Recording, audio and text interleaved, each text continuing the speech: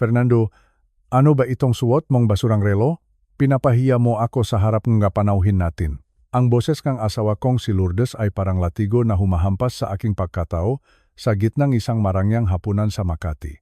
Lahat ng tao sa mesa ay natahimik. Nakatingin silang lahat sa lumang relo sa aking pulsuhan. Isang relong kupas na ang balat, vagasgas na ang salamin.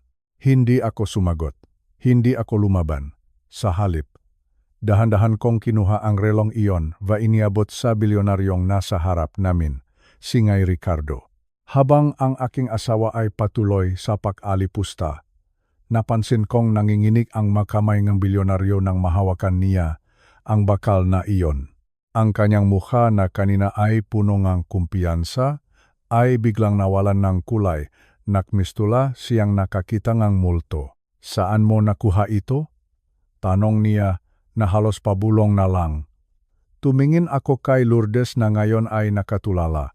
Hindi niya alam, ang relong tinatawag niyang basura ay ang susi sa isang kayamanang hindi niya kayang ubusin sa lupngang 10 buhay.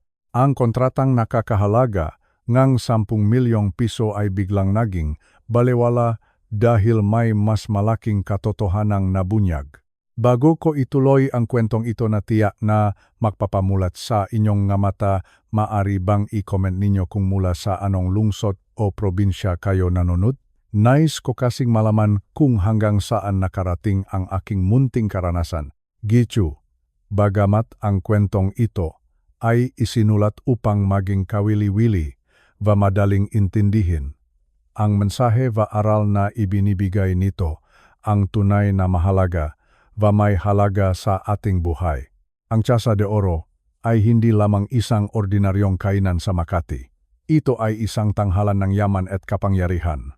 Sa loob ng nyahang na ito, ang bawat kislap ng kristal na baso, va ang bangungang mamahaling alak ay tila nanunukso sa mga taong hindi kabilang sa kanilang mundo.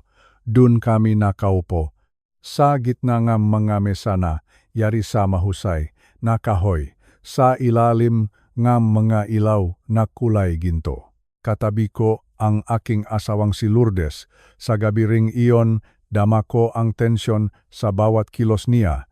Pinakmamasdan niya ang aking kaswatan ng may halong pandidiri. Suot ko ang aking lumang ternong asul. 15 taon na ang nakalipas mula nang bilhin ko ito para sa akin. Ito ay malinis, maayos, wakagalang-galang. Ngunit para kay Lourdes, ang aking hitsura ay isang malaking kahihiyan. Fernando, huwag mo akong ipahiya sa harap ng mga santiyan. Pabulong niyang banta sa akin habang inaayos ang kanyang makapal na makeup. Ang bawat salita niya ay parang malamig na hangin na dumadaan sa aking lik. Nakopo kami sa harap nina Ngay Ricardo Santillan at ng kanyang asawang si Isabel. Sila ang nga taong may hawak ng susi sa aming kinabukasan. Isang kontratang nakakahalaga ng 10 milyong piso ang nakataya sa hapunan na ito. Maganda ang takbo ng usapan. Interesado si Ngay Ricardo sa aming kakayahan sa negosyo, ngunit sa gitna ng aming pag-uusap, nang abutin ko ang aking baso ng tubig. Doon na nagsimula ang lahat. Nahulog ang tingin ni Lourdes sa aking pulsuhan.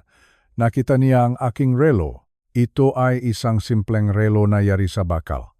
Ang strap nito ay gawa sa lumang balat na malambot na dahil sa 30 taon ng paggamit. Walang ginto, walang brilyante. Ngunit ito ang huling alala ko mula sa aking yumaong ama. Diyos ko, Fernando.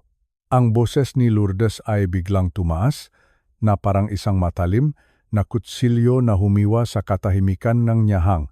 Iyan pa rin ba ang suot mong lumang bagay? Nakakahiya. Tumigil ang lahat. Nanigas sina Ngay Ricardo at Isabel. Naramdaman ko ang init na dinaloy sa aking mapisngi. Sinubukan kong ngumiti at ibalik ang usapan sa trabaho. Tumitibo pa naman ito ng tama, mahina kong sagot. Ngunit hindi tumigil si Lourdes. Tumawa siya ng may halong pangungutya. Tama ang oras? Fernando, ang relong iyan ay mukhang galing sa tambak ngang basura. Ano na lang ang isipin ngang mga kasama natin? Tumingin siya kay Isabel at nagpatuloy. Pasensya na kayo, Matigas talaga ang ulo ang asawa ko. Napakakuripot kahit sa mga simpleng bagay tulad ng mayos na relo.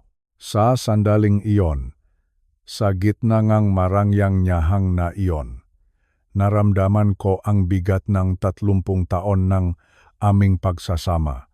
30 taon na akong nagpapasensya. 30 taon na akong humihingi ng paumanhin para sa aking pagkatao. Tumingin ako sa mukha ng aking relo. Naalala ko ang kamay na aking ama nang ibigay niya ito sa akin. May halaga ito sa puso ko, bulong ko. Ngunit para kay Lourdes, ang puso ay walang halaga kung wala itong dalang pera. Ang bawat salita niya ay unti-unting sumisira sa natitirang respeto ko sa aming relasyon. Alam ko, sa gabing ito, may isang bagay na tuluyan ng nabasak sa loob ko. Pagkatapos, ngang matitinding salita ni Lourdes, nagpaalam muna siya upang pumunta sa banyo. Naiwan kaming tatlo sa mesa, nanatiling tahimik si Isabel, ang asawa ni Ngay Ricardo.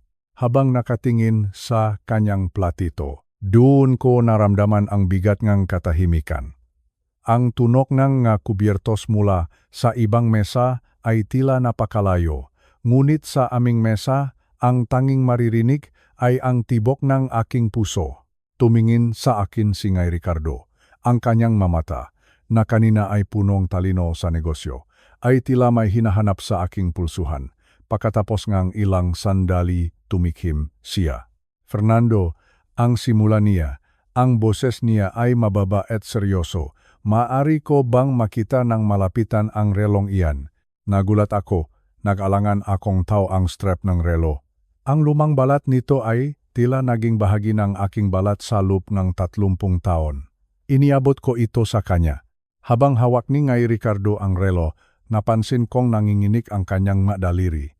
Hindi ito ang panginginig ng isang matanda, kundi panginginig ng isang taong nakakita ng isang banal na bagay. Inilabas niya ang kanyang salamin sa mata.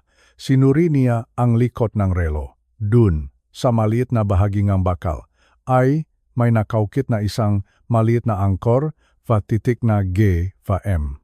Ito ang simbolo N.G. Guillermo Maritime. Ang simbolo na matagal ko ng kinalimutan. Ang simbolo na binuo ng aking ama sa mga sundongtaw sa Cebu. Saan mo nakuha ito? Tanong ni Ngay Ricardo. Ang kanyang boses ay nanginginig na rin. Hindi siya tumitingin sa akin. Nakatitik lang siya sa relo. Sinabi ko sa kanya ang totoo. Sinabi ko na ito ay regalo ng aking ama nung ako ay nagtapos ng pag-aral. Sinabi ko ang panggalan ng aking ama, Guillermo Maritime. Sa sandaling iyon, parang tumigil ang mundo para kay Ngay Ricardo. Ang bilyonaryong kinatatakutan sa buong Makati, ang taong may hawak ng bilyon-bilyong piso, ay biglang tumayo. Ang kanyang mukha ay maputla. Tila ba nawalan ng hangin ang kanyang mabaga. Guillermo, bulong niya. Tumingin siya sa akin ng may malalim na paggalang. Isang paggalang na hindi ko kailanman naramdaman mula sa aking asawa. Isang paggalang na tila ba ako ay isang hari na nagtatago sa damit ng isang dukha. Fernando, hindi mo ba alam? Tanong niya. Umiling ako. Wala akong alam. Ang alam ko lang ay isa akong hamak na empleyado sa logistics. Ngunit para kay Ngay Ricardo, ang relong ito ay hindi lamang bakal fa balat. Ito ay isang marka nga utang na loob na hindi kayang bayaran ng kahit anong halaga ng salapi. Bumalik si Lourdes mula sa banyo. Nakita niya kaming nakatayo. Tumawa siya ng pilit. Ngay Ricardo, pasensya na kung inaabala kayo ni Fernando sa kanyang makuwento tungkol sa lumang basurang iyan. Ngunit hindi siya pinansin ni Ricardo. Ibinalik niya sa akin ang relo ng may matinding pag-ingat. Itago mo ito ng mabuti.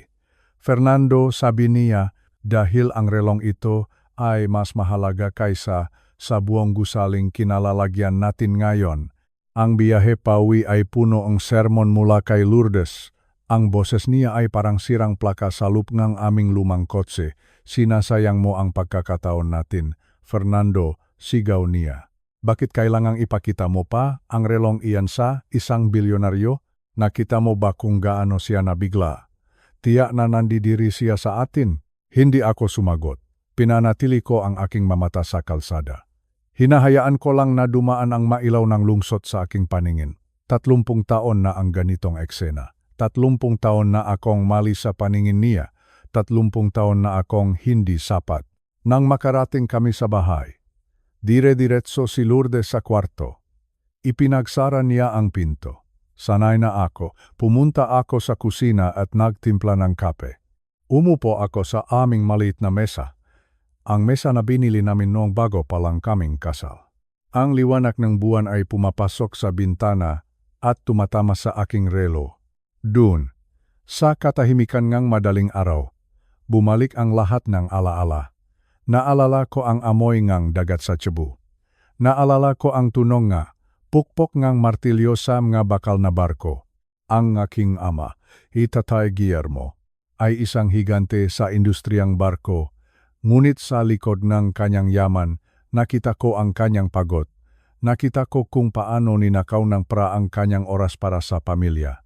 Fernando, naalala kong sabi niya sa akin sa kanyang opisina noon, ang pra ay parang tubig dagat.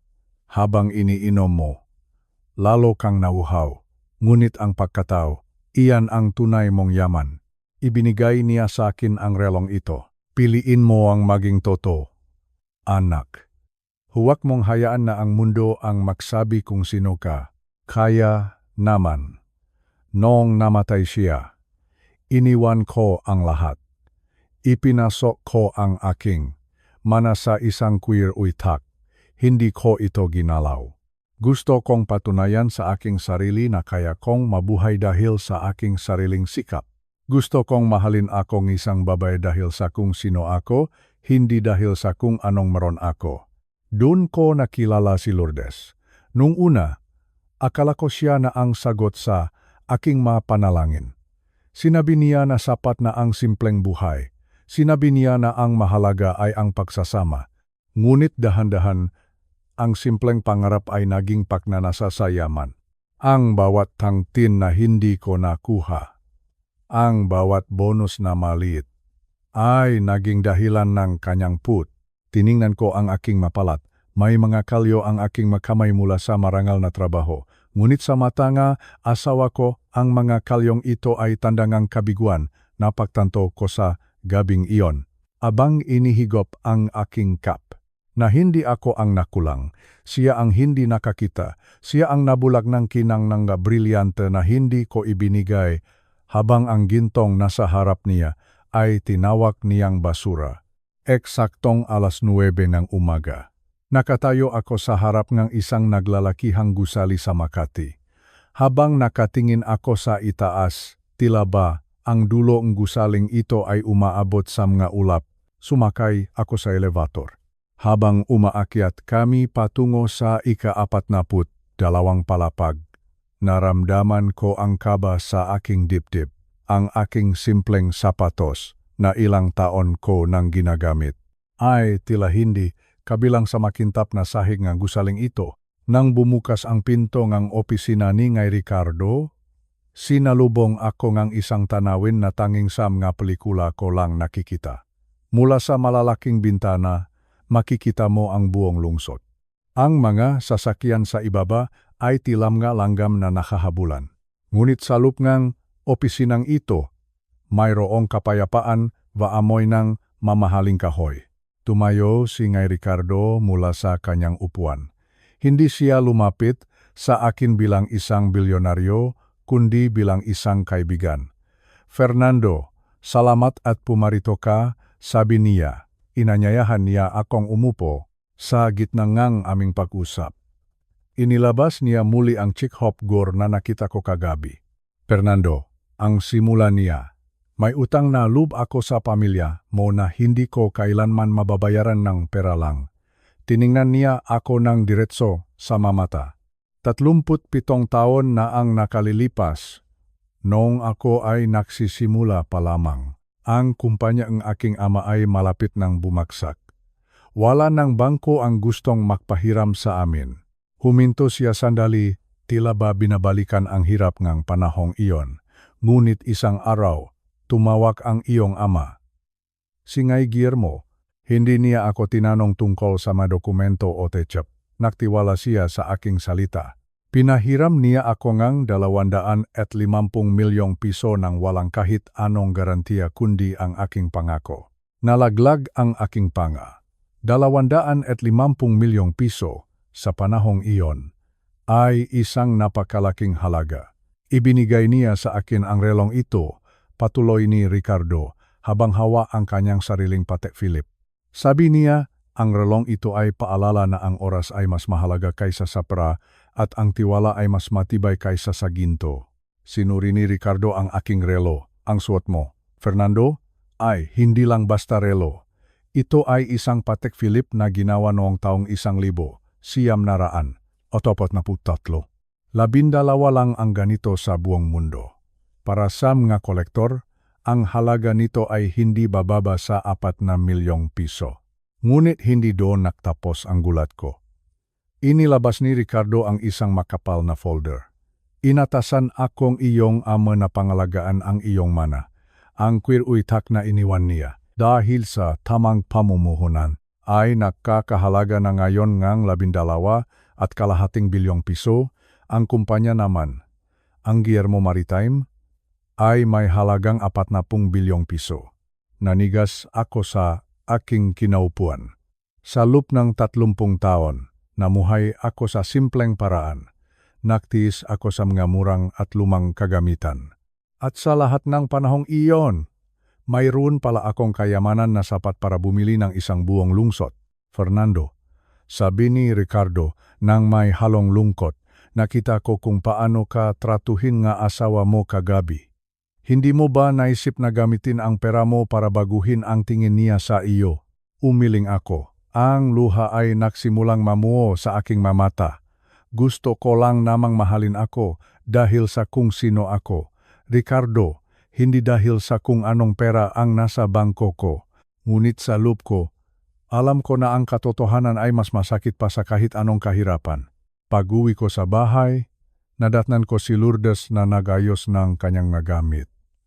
Ang mukha niya ay puno pa rin ng galit mula kagabi. "O, nandito ka na pala," sabi niya nang hindi tumitingin sa akin. "Saan ka nanggaling?" "Tiyak na nakmakaawa ka na naman sa mga santiyan para sa kontratang iyon." Umupo ako sa aming lumang sofa. Pinanood ko siyang kumilos. Sa loob 30 taon, akala ko ay kilala ko ang babaeng ito. Akala ko ang kanyang nga sermon ay tanda lang ng pag-aalala. Ngunit habang pinagmamasdan ko siya ngayon, nakita ko ang isang maskara. "Lourdes," tawag ko sa kanya. "Bakit ba napakahalaga sa iyo ang sasabihin ng ibang tao? Bakit hindi sapat ang buhay na mayroon tayo?" Tumigil siya at humarap sa akin nang may nanlilisik ng mga mata. "Buhay, Fernando, anong buhay ito? Tingnan mo ang bahay natin. Tingnan mo ang madamit ko. 30 taon na tayong kasal, pero hanggang ngayon, tinitignan ko pa rin ang presyo ng bawat bilihin sa palengke." Sumigaw siya. Ang boses niya ay puno ng put.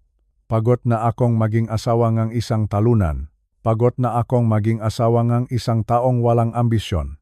Gusto ko ng magandang buhay. Gusto ko respeto. At hindi mo iyon may bibigay sa akin dahil sa pagiging kontento mo sa maliit na bagay." Doon ko naramdaman ang tunay na sakit. Ang bawat sakripisyo ko, ang bawat araw na pinili kong maging tapat papayak, ay itinuturing niyang kabiguan. Naaalala ko ang mabulaklak na binibili ko para sa kanya tuwing anibersaryo. Para sa akin, iyon ay simbolo ng aking pagmamahal. Para sa kanya, iyon ay basura dahil hindi iyon ginto o brilyante. Napagtanto ko na sa loob ng 30 taon, hindi si Fernando ang minahal niya. Minahal niya ang posibilidad na maging mayaman ako.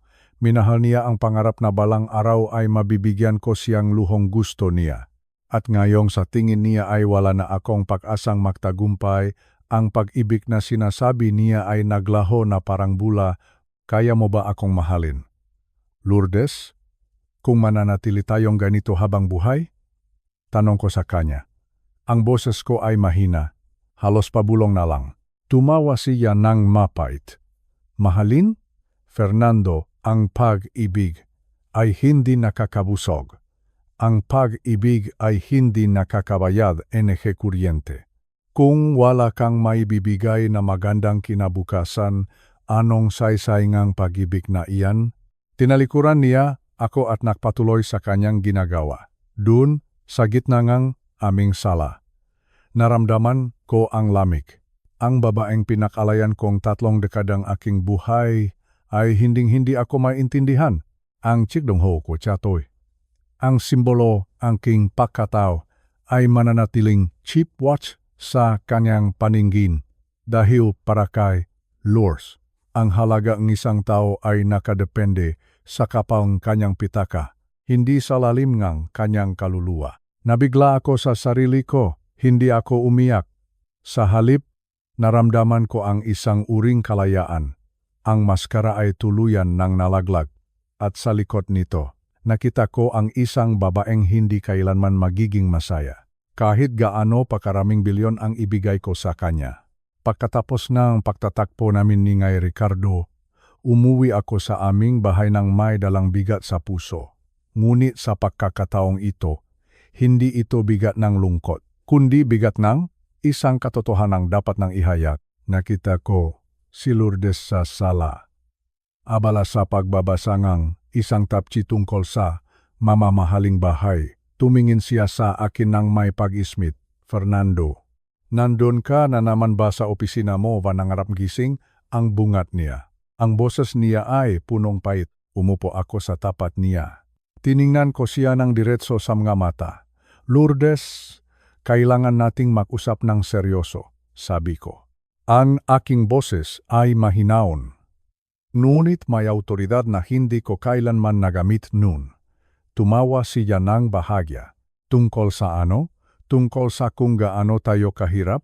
O tungkol sa relong iyan na ayaw mong hubarin? Huminga ako ng malalim. Ang relong ito, Lourdes, ay hindi isang basurang bakal. Ito ay isang Patek Philippe na ginawa noong taong 1,000. Siyam na raan. At 43. At ang aking ama, si Ngay Guillermo, ay hindi isang hamak na dongtaw.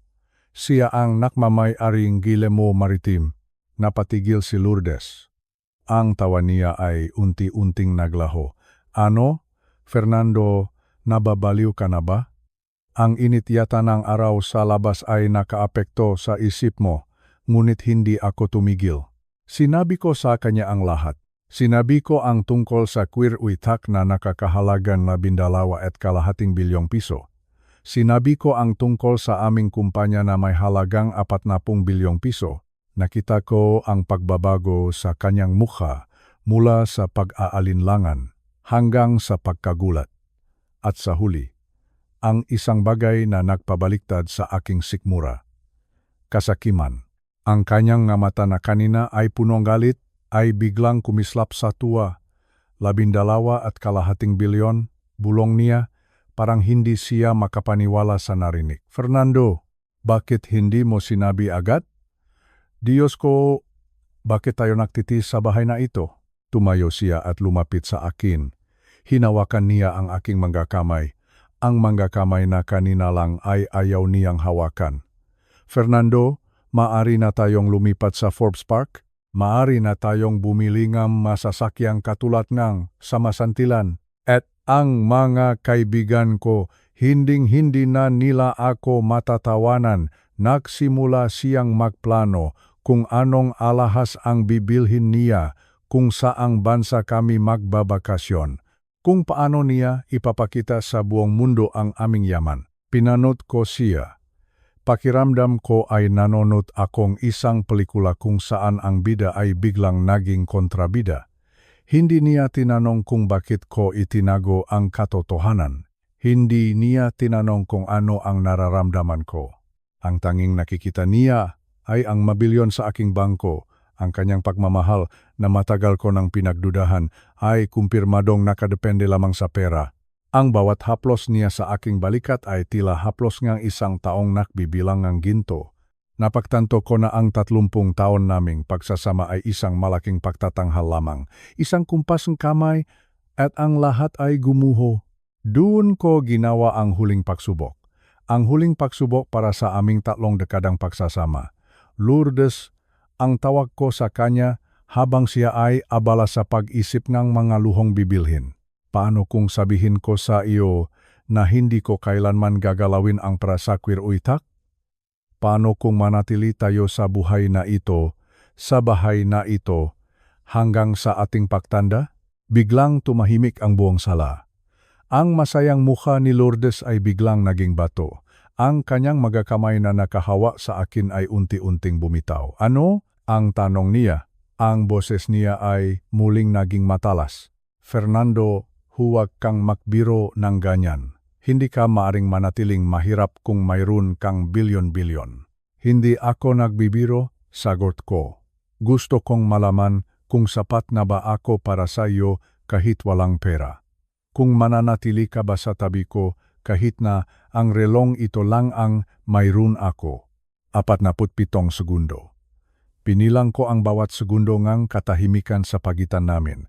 Sa bawat segundong lumilipas, ang natitirang pag-asa sa aking puso ay unti-unting namamatay. Hindi siya sumagot. Ang kanyang katahimikan ay ang pinakamasakit na sagot na natanggap ko sa buong buhay ko. Nakikita ko na bulong ko. Tumayo ako at kinuha ang aking munting bag. Gusto mong para? Lourdes? Sige. Ibibigay ko sa iyo ang lahat ng gusto mo. Ibibigay ko ang bahay na ito. Pabibigyan kitang isang napakalaking halaga sa ating lihon. Sapat na para mabuhay ka sa luhong pangarap mo habang buhay. Napayak siya. Ngunit alam kong hindi iyon luha ng lungkot para sa akin. Iyon ay luha ng takot na baka mawala ang yaman na kakasilip pa lang niya. Fernando, huwag naman ganito. Maaari pa nating ayusin ito. Maaari tayong mag-counseling. Umiling ako. Hindi. Lourdes, hindi na kailangan. Dahil ang kalayaan ko ay mas mahalaga kaysa sa kahit anong halagang salapi. Gusto kong mabuhay kasama ang mga taong nakikita, ako bilang Fernando, hindi bilang isang deraan o isang bilyonaryo. Iniwan ko ang aming bahay nung gabing iyon. Bumalik ako sa Guillermo Maritime. Hindi upang makpasikat sa aking yaman, kundi upang gamitin ito sa parang nais na aking ama. Nagpasya akong magtuon sa tutit. Tutulungan ko ang mga maliliit na negosyante sa Cabuata, Manila na magkaroon na pagkakataon na magtagumpay. Ang bawat piso na gagastusin ko ay mapupunta sa mataong marunong magpahalaga sa pagsisikap, hindi sa luho. Habang naglalakad ako palayo, tiningnan ko ang aking relo, ang lumang Patek Philippe ni tatay. Mas naging maliwanag ang kinang nito sa aking paningin. Ngayon, malaya na ako. Ang bigat na dinala ko sa loob ng 3 dekada ay naglaho na. Natutunan ko na ang tunay na tagumpay ay hindi nasusukat sa laki nga iyong bahay, kundi sa kapayapaan ng iyong isip, sa katapatan ng mga taong nakapaligid sa iyo. Ang pra ay maari mong makuha mawala, ngunit ang iyong dangal ay mananatiling suot mo. Kasing tatak ng bakal ngrelong ito. 6 na buwan ang mabilis na lumipas mula nang lisanin ko ang buhay na puno ng pakukunwari. Ngayon, nakatayo ako sa lumang opisina ni tatay. Nakatingin sa daungan kung saan nagsimula ang lahat 79 na taon na ang nakalilipas. Ang amoy ngang dagat at ang tunog ngang nga alon ay tila isang oyayi na nagpapatulog sa aking mapangamba. Ang opisinang ito, na dati ay puno ngang stress pa ingay, ay isa na ngayong lugar ngang kapayapaan. Binago ko ang lahat. Hindi na ako ang taong nagtatago, ngunit hindi rin ako ang bilyonaryong nagpapasikat. Ang bawat desisyon ko ngayon ay nakabase sa mga aral na iniwan ni tatay. Habang inaayos ko ang aking puting polo, pumasok ang aking tuki. Mayroon akong bisita. Isang mag-asawang bata pa, sina Sarah at David. Sila ay may munting negosyo ng frentay. Ngunit hirap silang makipagsabayan sa malalaking kumpanya. Kailangan nilang tulong, isang utang na nakakahalaga ng 800,000 piso. tinanggihan na sila ng mabangko. Ngunit sa kanilang nga mata, nakita ko ang aking sarili noong ako ay nagsisimula pa lamang. Nakita ko ang pangarap at ang katapatan. Aprobado ang inyong hiling, sabi ko sa kanila. Nakita ko ang luha sa mga mata ni Sarah habang hawa ang kamay ng kanyang asawa. Bago sila umalis, binigyan ko si David ng isang chikopgur. Sa loob nito ay isang relo, katulad ng suot ko. Gamitin mo ito, sabi ko sa kanya. Paalala ito na ang tagumpay ay hindi nasusukat sa yaman na iyong naipon, kundi sa dami ngang taong iyong natutulungan, ang ganang pakiramdam, ang makitang may pag-asa, ang ibang tao dahil sa iyong munting tulong, iyon ang tunay na kayamanan. Pagkatapos ng trabaho, nagpunta ako sa munting apartment ni Adela. Si Adela ay isang retiradong guro. 12 taon na ang kanyang sasakyan, ang kanyang bahay ay puno ng mga libro và halaman. Hindi niya alam ang tungkol sa aking bilyon-bilyong piso noong una kaming makakilala. Ang minahal niya ay ang aking makwento, ang aking pagtawa, ang paraan ngang pagtingin ko sa mundo. Fernando, luto na ang bangkep na gusto mo.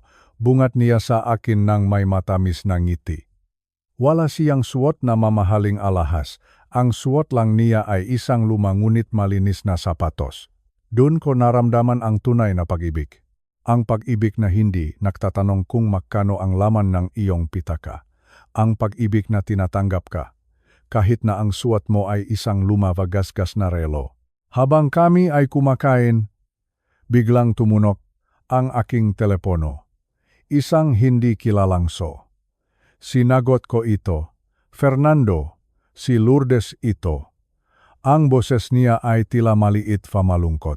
Hindi ito ang boses ng babaeng nang alipusta sa akin sa Makati. Kumusta ka? Lourdes? Tanong ko. Sinabi niya sa akin na maayos ang kanyang buhay.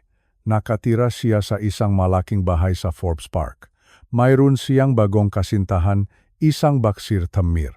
Nakukuha na niya ang lahat ng luhong pinangarap niya. Ngunit pagkatapos, mahabang katahimikan, nagsalita siya muli. Fernando, patawad. Sabi niya, ngayon ko lang naintindihan. Mayroon akong pera. Mayroon akong magagandang gamit. Pero Fernando, ang ginhawa ay hindi pala kaparehong saya. Napaktanto niya na sa gitna ng kanyang karangyaan, siya ay naiisa. Wala siyang taong tapat na nagmamahal sa kanya gaya ang ginawa ko sa loob ng 3 dekada. Pinasalamatan ko siya sa kanyang tawag. Wala na akong galit sa aking puso. Sana ay mahanap mo rin ang kapayapaang hinahanap mo. Lourdes, ang huling sabi ko bago ko ibinaba ang telepono. Tumingin ako kay Adela na abala sa paklilikpit na mesa. Ngumiti siya sa akin at hinawakan ang aking kamay. Fernando, bakit ka nakatitig sa relo mo? Tanong niya nang may lambing. Hinawakan ko ang kanyang kamay ng mahigpit. Dahil ang relong ito, Adela, ang nagdala sa akin sa iyo. Itinuro nito sa akin na ang pinakamahalagang oras sa mundo ay ang oras na ginugugol natin kasama ang mga taong tunay na nagpapahalaga sa atin. 61 taon na ako, marami na akong pagkakamaling nagawa, ngunit sa wakas, nahanap ko na ang aking tahanan. Hindi sa isang birter, hindi sa isang bilyonaryong kumpanya, kundi sa piling ng isang taong nakikita ang aking halaga sa kabila ng aking simpleng hitsura. Ang tiyekdongho ng aking ama ay patuloy sa pagtikim, paalala na ang buhay ay isang serya ng mapagpili. At pinili ko ang maging totoo. Pinili ko ang maging malaya. Pinili ko ang tunay na pag-ibig. Mga kaibigan, dito nagtatapos ang kwento ni Fernando. Isang kwento na hindi lamang tungkol sa isang bilyonaryo o sa isang mahal na relo. Ito ay isang paalala sa ating lahat, lalo na sa ating mga may sapat na gulang na, tungkol sa kung ano ang tunay na mahalaga sa buhay. Ang relong bakal ni Tatay Guillermo, na minsan ay tinawag na basura va nakakahiya, ay naging simbolo ng integridad va katapatan.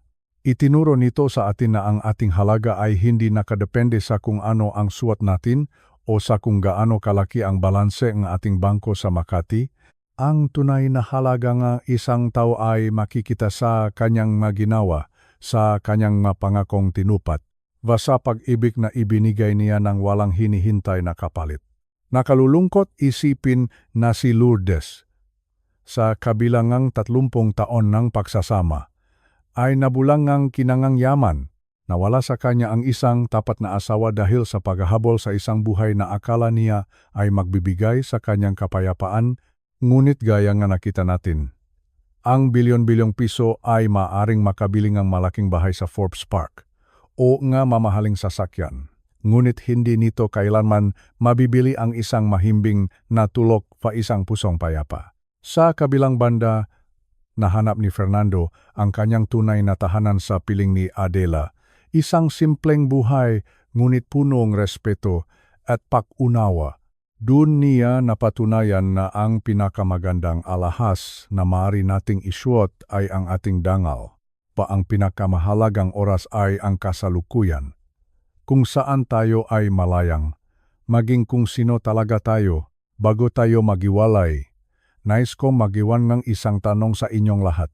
Kung kayo ang nasa kalagayan ni Fernando, pipiliin niyo rin ba ang manatiling simple sa loop ng 3 dekada upang mahanap ang tunay na pag-ibig?